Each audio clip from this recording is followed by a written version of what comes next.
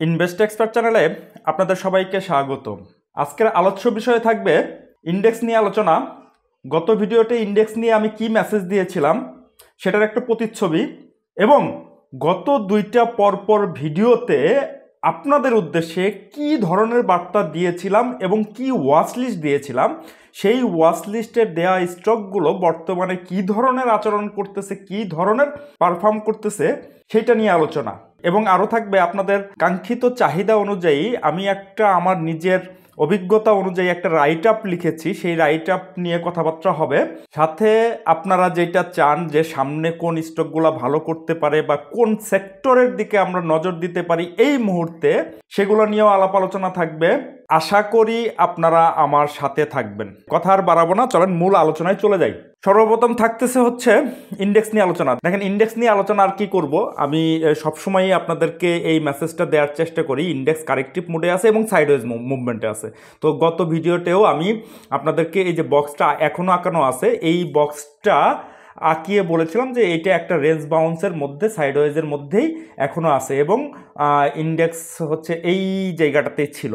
তো ইন্ডেক্স কিন্তু এখনও ইম্পালস মোডে যায় নাই, পূর্বের আলোচনায় আছে এই বক্সের মধ্যে সে ঘোরাফেরা করতেছে। এর মধ্য থেকেই আমাদের প্রফিট মেক বলেন বা লস বলেন, যাই বলেন, সব কিছুই আমাদের এখন এইখান থেকেই করতে হবে। তো আমি সবসময় সাইডওয়েজ মার্কেটটা বেশি পছন্দ করি, কারণ এইখানে ট্রেড করে বেশ ভালো সুফল পাওয়া যায়। এখন আপনারা কিভাবে চিন্তা করতেছেন, আপনারা কিভাবে প্ল্যান করতেছেন, সেই বিষয়টা আপনারাই ভালো জানেন। আমি আমার প্ল্যানটা ওইভাবে সাজিয়েছি, এবং আমার যারা ভিউয়ার আছে বা আমার যারা স্টুডেন্ট আছে এবং আমার যারা মেম্বার আছে তাদের সাথে আমি সব বিষয়ে A to Z খোলামেলা আলোচনা করি সেখানে, এবং আপনাদেরকেও সেই মেসেজটা দেওয়ার চেষ্টা করেছি যে এখানে কি হতে যাচ্ছে। অ্যাট এ টাইম সবগুলা স্টক ভালো করবে না। আমি সবসময় বলছি আপনাকে ট্রিগার পয়েন্ট করে করে কোনটার পর কোনটা আসে সেই বিষয়গুলো দেখে শুনে বুঝে তারপরে ট্রেড করার অপরচুনিটি আপনাকে নিতে হবে। বাজার প্রফিট দিচ্ছে না তারা কিন্তু দেখেন বাজারে অনেকগুলো হল্ট হচ্ছে, আবার অনেকগুলো নেগেটিভও মার খাচ্ছে। তো আপনাকে বুঝতে হবে যে কোথায় কোন জায়গাটাতে বাজার আমাদের প্রফিট দিবে এবং কোন কোন পার্টিকুলার স্টকটাতে আমাদের প্রফিট দিতে চলেছে, সেইগুলোকে ট্রিগার পয়েন্ট করে করে বাছাই করে করে আপনাদের ওয়াচ লিস্টে বা আপনাদের পোর্টফোলিওতে আপনারা চাইলে রাখতে পারেন। এবং বিগত যে ওয়াচ লিস্টটা আপনাদের সাথে শেয়ার করেছি ওর মধ্যে আমি আলোচনা করব সামনে, তারপরও ইন্ডেক্সের আলোচনাটা একটু করে নিই। দেখেন ইন্ডেক্স একটু দুর্বল হওয়া শুরু করেছে এইখানে, হ্যাঁ। তো তারপরেও কিছু সেক্টরের স্টক ভালো করবে, কিছু সেক্টরের স্টক খারাপ করবে। যেগুলো অতিমাত্রায় বেড়ে গেছে সেগুলো কারেকশনে যাবে, যেগুলো কারেকশন অলরেডি হয়ে গিয়েছে সেগুলো মাথা চাড়া দিয়ে ওঠার চেষ্টা করতেছে। তো এই জায়গাটাতে সুন্দর একটা আপনারা গেম প্ল্যান সাজাইতে পারেন বা ট্রেডিং প্ল্যান আপনারা সাজাইতে পারেন। তো ইন্ডেক্সের আর আলোচনা কি করব, ইন্ডেক্সের আগের আলোচনায় বলবৎ এই বক্সের মধ্যে সে ঘোরাফেরা করতেছে। তো এই বক্স যদি ভেঙে যায় তাহলে এই যে গন্তব্য পরবর্তী বক্স আর এই যে রেজিস্ট্যান্স আঁকিয়ে রেখেছি, এই রেজিস্ট্যান্সটাকে যদি উপরে ব্রেকআউট দেয় তাহলে ইম্পালস মুড সে কনফার্ম করবে। তো এই হচ্ছে ইন্ডেক্স নিয়ে আলোচনা গেল। এরপরে আমি আপনাদের সাথে আরেকটু বিষয় নিয়ে আলোচনা করব। দেখেন গত দুইটা ভিডিও আমি আপনাদেরকে দিয়েছিলাম, উপহার দিয়েছিলাম পরপরই। সেই দুইটা ভিডিওতে বেশ কিছু স্টক ছিল, eastern loop, Ifat auto, SPCL, Simtex, new line, আরও কয়েকটা স্টক আছে, এখন আমার হয়তো মনেও নাই। যাই হোক, আপনারা একটু ভিডিওগুলো দেখে আসবেন, যদি পসিবল হয় তাহলে একটু দেখে নেবেন। দেখে নিলে আপনারা বিষয়টা ধরতে পারবেন এবং বুঝতে পারবেন। দেখেন এখানকার অধিকাংশই স্টকই ভালো করেছে, এবং সেগুলো সবগুলাই কিন্তু বটম প্রাইসে ছিল। তখনই কিন্তু আমি আপনাদেরকে একটা হিংস দেওয়ার চেষ্টা করেছি বা আপনাদেরকে আমি একটা মেসেজ দেওয়ার চেষ্টা করেছি যে এইখান থেকে কি হতে পারে। হ্যাঁ, আমি আগেও বলেছি, এখনও বলতেছি যে সবগুলো স্টক অ্যাট এ টাইম ভালো করবে না, ওয়ান বাই ওয়ান করে ভালো করবে। সেইটা আপনাদেরকে ধরে নিতে হবে। এইটা আমি বলে দেবো না যে কোনটা আগে ভালো করবে কোনটা পরে ভালো করবে।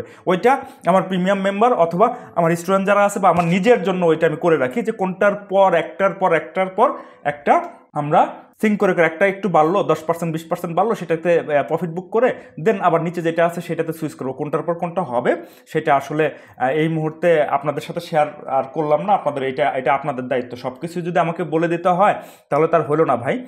আমি চাই যে আপনারা আমার মাধ্যমে কোনো একটা মেসেজ পান, কোনো একটা জিনিস আপনারা সুন্দর মতো মাথার মধ্যে ধরে রাখতে পারেন। এর মধ্যে দেখেন 23 জানুয়ারি 2025 এই যে এইখানে দেখেন এই ভিডিওটা পাবলিশ করেছিলাম। দেখেন এইখানে টাইটেল কি ছিল, কোন স্টকগুলো এখন আপনার হোল্ডিংয়ে থাকা উচিত, যা হতে পারে আপনার ক্যাশ মেশিন।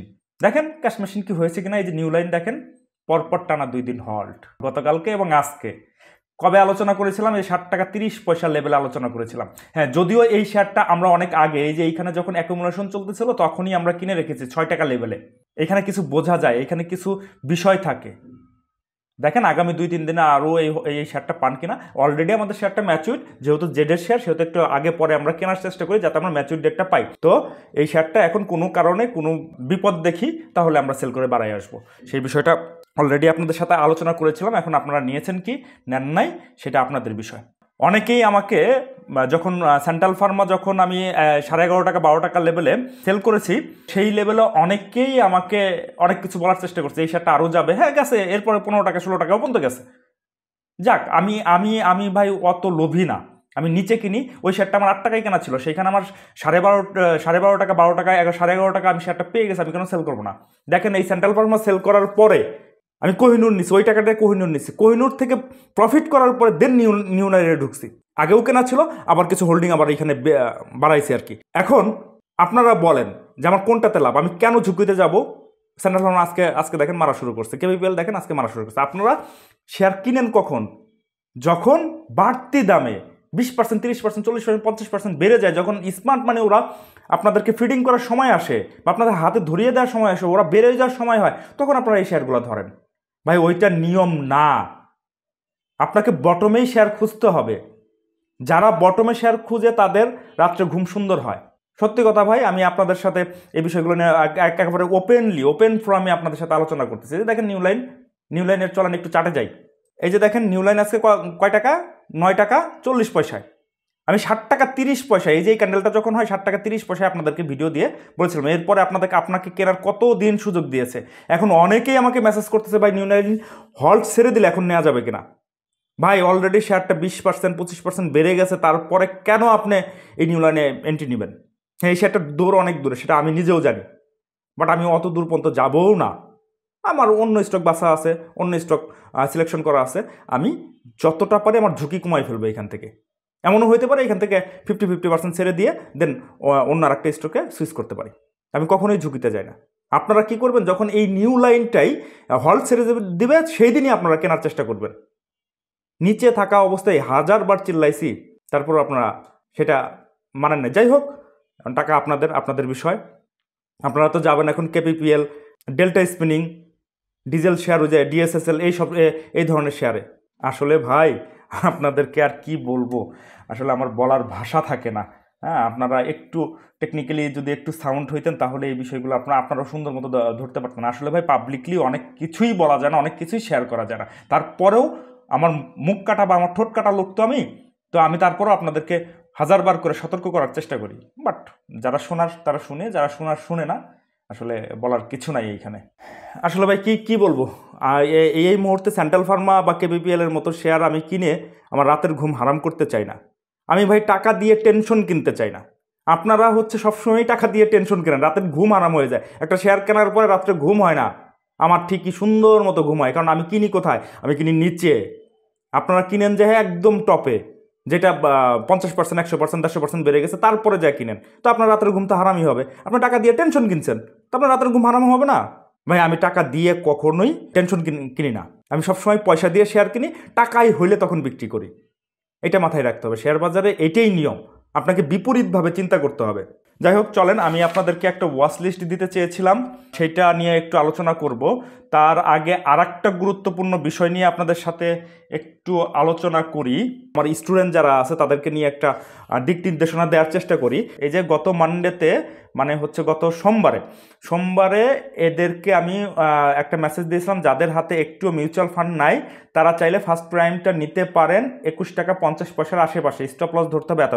ঠিক আছে, দেখেন এইখানে 21 টাকা 50 পয়সাও যদিও পাইনি, একটু টেনে আমি নিজেও নিয়েছি, নেওয়ার পরে যে স্ক্রিনশট দিয়েছি যে 21 টাকা 60 পয়সা, 21 টাকা 80 পয়সা। তো গতকালকে এটার ম্যাচিউর ছিল, আমরা গতকালকেই ছেড়ে দিয়েছি এটা। তা আমার এইখান থেকে টুকটাক প্রফিট 5-6%, 7%, 10% যাই প্রফিট হোক হয়েছে তো, মাঝে একদিন সময় নিয়ে। তো এখন কোনটার পরে কোনটা কিনতে হবে, কোনটা সেল করতে হবে, সেটা যদি আপনারা নাই জানেন বা সেটা যদি আমি নাই জানি, তাহলে ভাই এই বাজারে ব্যবসা করা যাবে। এই ফার্স্ট প্রাইম বিক্রি করা টাকা দিয়ে গতকালকেই ফাইন্যান্সের একটা স্টক নিয়েছে, সেটা বেশ ভালো করেছে এবং হল্ট হয়েছে আজকে। সেটা আপনাদের সামনে এক সময় নিয়ে আসবো। তো আমার টাকাটা আমি রোলিং করার চেষ্টা করি। এখন আপনারা কীভাবে রোলিং করেন আই ডোন্ট নো, এবং যারা আমার সাথে আছেন তাদেরকেও আমি একটু ওই টাইপের জিনিস দেওয়ার চেষ্টা করি। শুধু আপনাদের ভালো গল্প শোনায়, একটু লসের গল্প শোনায়। এই যে দেখেন, যাদের হাতে ওরিয়ন ফার্মা নেওয়া আছে 32 টাকার ঘরে, মানে ওরিয়ন ফার্মা আমরা একসময় 32 টাকার ঘরে নিয়েছিলাম, তারা আজ যদি ওরিয়ন ফার্মা পজিটিভ ক্লোজ দিতে না পারে তাহলে সিদ্ধান্ত নিতে হবে ছেড়ে দেওয়ার জন্য। তার মানে ওই দিন আমরা 32 টাকার ঘরে বা 32 টাকার একটু নিচে আমরা ওরিয়ন ফার্মাটা মোটামুটি 20 পয়সা 30 পয়সা বা 40 পয়সা 50 পয়সা যার যেমনি লস হয়েছে ওই লসটা আমরা বুক করেছি। কারণ আমি মানে এটা সাইকোলজিক্যাল বিষয় যে জেডে চলে গেলে এই শেয়ারটা একটু মাইর খাবে, তো ওইখান থেকে ছেড়ে দিয়ে আমরা অন্য একটাতে যেটাতে সুইচ করেছি সেটা খুব ভালো পরিমাণ আমাদের প্রফিট দিয়েছে। তো অনেক সময় লসেও বিক্রি করতে হয়। আমি যে সবসময় লাভই করি এমন না, অনেক সময় 2-4% 2-4 পয়সা লস দিয়ে বিক্রি করে বা কেনা দামে বিক্রি করে দিয়ে অন্যটাতে সুইচ করতে হয়। এটাই মার্কেটের খেলা। মার্কেটের খেলা যদি আপনি না বুঝেন তাহলে আপনি সারা জীবনই আপনি লুজার হবেন। তো যাই হোক, চলেন, আমি আপনাদেরকে আর জ্ঞান দিতে চাই না, আর বেশি কথা শোনাইতে চাই না। আপনাকে আমি আমার ওয়াচ লিস্টটা একটু শেয়ার করি আপনাদের সাথে। আজকে আপনাদেরকে কোনো পার্টিকুলার স্টকের নাম আমি বলবো না, আমি জাস্ট 2টা সেক্টরের কথা আপনাদের বলে দিব। সেক্টর 2টা খুবই ছোট, শেয়ার সংখ্যা খুবই কম। এই সেক্টর 2টা থেকে আপনাদের দায়িত্ব এখন কোনটা কিনবেন, কোনটা বিক্রি করবেন, বা কোনটা রাখবেন না, এটা আপনাদের উপর আমি ছেড়ে দিলাম। আজকে কোনো পার্টিকুলার স্টক নিয়ে কথা হবে না, সেক্টর নিয়ে কথা হবে। দেখেন, এই যে life insurance, not general insurance. General insurance কিন্তু আমি বহুত আগে বলেছিলাম যে এখান থেকে কারেকশন হয়ে আসতেছে, সে কিন্তু এখন কারেকশন শেষ করে নাই। আপনারা জানেনই না ভাই কারেকশন কোথায় শেষ হয়, প্রবলেমটা হয় ওই জায়গাটাতে। আপনাদেরকে এই জিনিসটা বুঝতে হবে যে কারেকশন লেভেলটা কোথায় শেষ। জেনারেল ইন্স্যুরেন্স মানুষ যদি এখন কিনে হুমড়ি খায় বসে আছে, ধরা খায় বসে আছে, একটু করে পুল ব্যাক দেয়, ওইখানে কিনেন, ওই জায়গাটাতে হয় আইডিএম। আমি বারবার আইডিএমের কথা আপনাদেরকে বলেছি, ইনভেস্টমেন্টের কথা বলেছি। যাই হোক, এখন যেটা নিয়ে আলোচনা করতেছি সেটা নিয়ে একটু আলোচনা করি। দেখেন, এই যে লাইফ ইন্স্যুরেন্সের এই যে ইলিয়ট ওয়েভ অনুযায়ী 1 2 3 4 5 করে সে এই যে এইখানে 5 কারেকশন শেষ করছে এবং ইম্পালসিভ মুড করার চেষ্টা করতেছে। সে এ হয়েছে, বি নামছে, সির জন্য সে ওঠার চেষ্টা করতেছে এবং কয়েকটা উঠেছে অলরেডি। আমরা এইটা থেকে ঢুকে একটা শেয়ার থেকে 50% প্রফিটও নিয়ে নিয়েছি। এটা অনেক আগেই বোঝা যায়, যেহেতু মাঝে 2-3 দিন সময় গেছে, আপনাদের সাথে ওই বিষয় নিয়ে আলোচনা করার সময় বা সুযোগ আমার হাতে হয় নাই। বাট আমি একটা কমিউনিটি পোস্টের মাধ্যমে এই লাইফ ইন্স্যুরেন্স সম্পর্কে আপনাদের বোঝানোর চেষ্টা করছি। যাই হোক, যে একটু কারেকশন হয়েছে, আরও 2-1 দিন কারেকশন হইলেও হইতে পারে। যে শেয়ারগুলো কম দামে আছে লাইফ ইন্স্যুরেন্সের, সেগুলোর দিকে আপনারা নজর দিতে পারেন। এবং প্রিভিয়াস হিস্ট্রিগুলো আপনারা একটু জাস্টিফাই করবেন যে লাইফ ইন্স্যুরেন্স যখন খেলাধুলা শুরু করে, যখন টান শুরু করে, কোন স্টকগুলো সবচেয়ে বেশি ভালো করে ওই দিকে নজর দেন। আপনাদেরকে হিংস দিয়ে দিলাম, পার্টিকুলার স্টকের নাম এখন দিচ্ছে না, কারণ ওই স্টকগুলো আমাদের নিজেদের হোল্ডিংয়ে এক্সিস্টিং আছে। আমরা অলরেডি সেগুলো পজিশন নিয়ে নিয়েছি, সেগুলো ম্যাচিউর হয়েছে এবং কিছু স্টক বিক্রিও করেছি, প্রফিটও টেক করেছি। বিক্রি বলতে কি, প্রফিটও টেক করা হয়েছে, আবার নিচে নেওয়ার চেষ্টা করতেছি। তো আপনারা এই লাইফ ইন্স্যুরেন্সটা চাইলে দেখতে পারেন। এই যেখানে অর্ডার ব্লক ছিল, অর্ডার ব্লককে ট্যাপ করে যে প্রাইস অ্যাকশনটা বেশ ভালো পরিমাণে দেখাচ্ছে এবং ভলিউমটাও মোটামুটি চলে এসেছে। সো আপনারা চাইলে যে স্টকগুলো ভালো পজিশনে আছে, কম দামে আছে, নট বেশি দামে, হায়ার দামে, আমি বারবার বলতেছি নট হায়ার দামে, যেগুলো কম দামে আছে সেইগুলোর দিকে নজর দেন, দেখবেন যে আপনারা ভালো থাকবেন। পরবর্তীতে আরেকটা সেক্টর আপনাদের সাথে শেয়ার করব, তার আগে চলেন, আমার একটা রাইট আপ আসতেছে, আজকেই আপনারা এই রাইট আপটা পেয়ে যাবেন। এই যে দেখেন, এই যে শেয়ার বাজারে আমার অভিজ্ঞতা, আমি এই রাইট আপের মধ্যে একটা কন্টেন্ট লিখেছি, এইটা আজকের ভিডিওর ডিসক্রিপশন বক্সে এবং প্রথম কমেন্টসে দিয়ে দিব। আপনারা চাইলে এই লিঙ্ক থেকে ডাউনলোড করে পড়তে পারেন। পড়লে কি হবে, আপনাদের বিষয়টা মাথার মধ্যে চলে আসবে যে শেয়ার বাজারে একজনের অভিজ্ঞতা যদি আরেকজন শেয়ার করে তাহলে সেই বিষয়টা আপনারা ধরতে পারবেন, তার অভিজ্ঞতা থেকে আপনারাও অনেক কিছু শিখতে পারবেন। এই যে এখানে আমার টোটালি অভিজ্ঞতা শেয়ার করেছি, এই শেয়ার বাজার থেকে আমি কি ধরনের আচরণ করেছি বা কি টাইপের ইনিশিয়েটিভ নিয়েছি, আমার উত্থান পাথান, আমার এই যে টেকনিক্যাল জ্ঞানটা কিভাবে আহরণ করেছি, কিভাবে আমি টেকনিক্যালি স্কিলড হয়েছি, সেই বিষয়গুলো নিয়ে সুন্দর ইনডেপথে আলোচনা করা হয়েছে এবং আপনাদের জন্য অনেকগুলো মেসেজ আছে এখানে, একেবারে সুন্দর মতো অনেকগুলো মেসেজ আপনাদের উদ্দেশ্যে আমি খুব কষ্ট করে এটা লিখেছি, অনেক দিন ভরে অনেক সময় নিয়ে। আমার জানেনই তো আমার সময় স্বল্পতা, তারপরেও আপনাদের কথা, আমার বিনিয়োগকারী ভাই বোনদের কথা চিন্তা করে তাদের উদ্দেশ্যে আমার এই রাইট আপটা লেখা। আপনারা চাইলে এই রাইট আপটা একটু পড়ে দেন আপনারা একটু সিদ্ধান্ত নিতে পারবেন। তো ঠান্ডা মাথায়, ঠান্ডা মস্তিষ্কে এই রাইট আপটা একটু পড়ার চেষ্টা করবেন, আশা করি ভালো কোনো মেসেজ পাবেন এইখান থেকে। তো চলেন পরবর্তীটাতে চলে যাই। এর পরবর্তী সেক্টর হচ্ছে ফাইন্যান্সিয়াল সেক্টর। আসলে ফাইন্যান্সের সেক্টর অলরেডি বেড়ে গেছে। আজকে জানেন অনেকগুলো স্টক হল্ট হয়েছে অলরেডি। আমরা গতকালকে ফাইন্যান্সিয়াল সেক্টর থেকে অনেকগুলো স্টক কিনেছি, সেইটার মধ্যে একটা দুইটা স্টক খুব ভালো করেছে এবং আজকেও মোটামুটি কিনেছি আমি এবং আমার সাথে যারা আছে সবাই কিনেছি। তো গতকালকে যেটা কিনেছি আগামীকালকে ম্যাচুইট, কোনো কিছু দেখলে হয়তো বা সেখান থেকে বিক্রি করতে পারি অথবা রেখেও দিতে পারি, সেটা প্রাইস অ্যাকশনের উপরে ডিপেন্ড করবে।